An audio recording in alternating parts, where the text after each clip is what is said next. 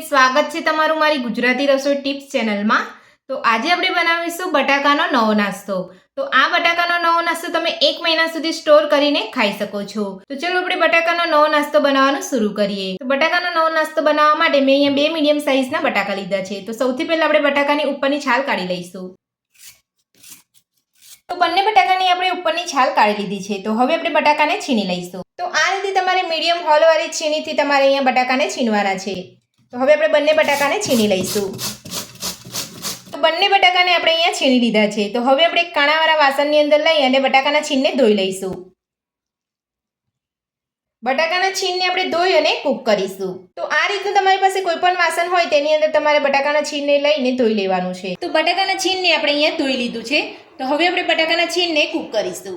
તો બટાકાના છીણને કૂક કરવા માટે સૌથી પહેલા આપણે અહીંયા ગેસ ઉપર એક પેન રાખ્યું છે। તો પેનની અંદર 2 ચમચી જેટલું તેલ ઉમેરીશું।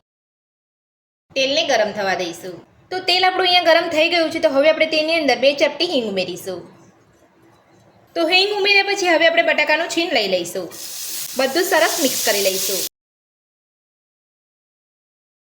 તો બટાકાનું છીણ ઉમેરીને આપણે અહીંયા બધું સરસ મિક્સ કરી લીધું છે। તો હવે આપણે તેની અંદર 1.5 વાટકી જેટલું પાણી ઉમેરીશું।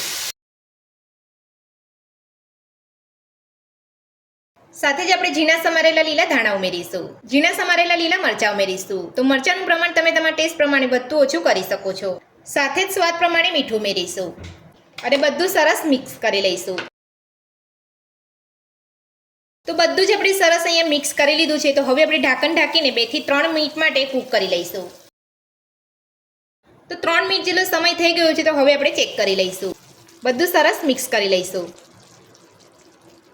તો આપણું છીણ અહીંયા કૂક થઈ ગયું છે। તો હવે આપણે તેની અંદર 1 વાટકી સોજી ઉમેરીશું।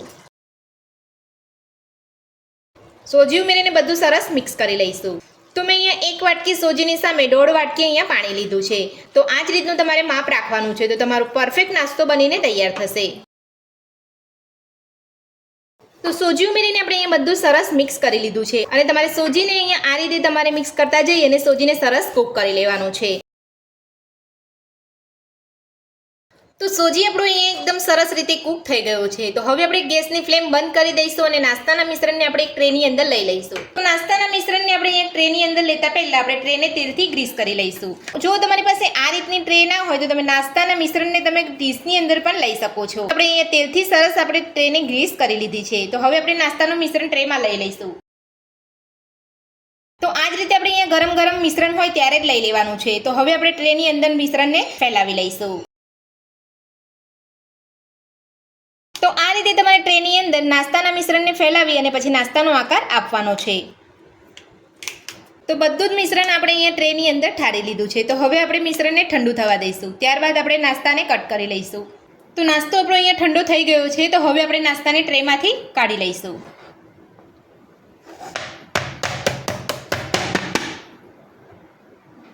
તો તમે જોઈ શકો છો એકદમ આસાનીથી આપણો અહીંયા નાસ્તો નીકળી ગયો છે। તો હવે આપણે નાસ્તાને કટ કરી લઈશું। તો નાસ્તાને તમારે અહીંયા જે રીતે તમારે આકાર આપવો હોય એ રીતે તમે આકાર આપી શકો છો।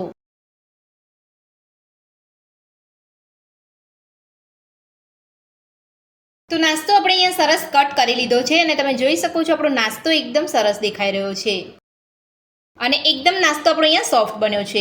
તો હવે આપણે બધા નાસ્તાને ફ્રાય કરીશું। અને જો તમે આ નાસ્તો તમે 1 મહિના સુધી સ્ટોર કરવા માંગતા હોય તો આ સ્ટેજ ઉપર તમારે એરટાઇટ ડબ્બાની અંદર ભરી અને ફ્રીજમાં રાખી લેવાનો છે અને જ્યારે તમારે ખાવાનો હોય ત્યારે તમારે ફ્રાય કરી લેવાનો છે।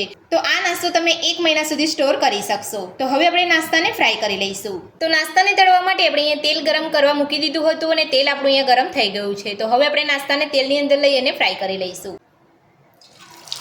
તો આ રીતે તમારે નાસ્તાને તેલની અંદર લઈને ફ્રાય કરી લેવાનો છે। તો નાસ્તાને આપણે અહીંયા તેલની અંદર લઈ લીધો છે। તો હવે આપણે ફ્રાય થવા દઈશું। તો બબલ્સ ઓછા થાય ત્યારબાદ આપણે પલટાવીશું અને નાસ્તાને તમારે અહીંયા ફૂલ ગેસ ઉપર જ ફ્રાય કરવાનો છે। અહીંયા મીડિયમ ટુ સ્લો ગેસ આપણે નથી રાખવાનો। તો બબલ્સ ઓછા થઈ ગયા છે। તો હવે આપણે નાસ્તાને પલટાવી લઈશું। તો તમે જોઈ શકો છો આપણા નાસ્તાનો એકદમ સરસ કલર આવ્યો છે। તો આ જ રીતે આપણે નાસ્તાને ફ્રાય કરી લેવાનો છે। તો બીજી બાજુ પણ આપણે નાસ્તાને એકદમ સરસ રીતે તળાવવા દઈશું। તો બંને બાજુ આપણે પલટાવતા જઈએ અને નાસ્તાને આપણે અહીંયા ફ્રાય કરી લીધો છે અને તમે જોઈ શકો છો આપણો નાસ્તાનો કલર એકદમ સરસ આવ્યો છે અને જોતા જ ખાવાનું મન થઈ જાય તેવો નાસ્તો આપણો બન્યો છે। આ જ રીતે આપણે બધો નાસ્તો ફ્રાય કરી લઈશું।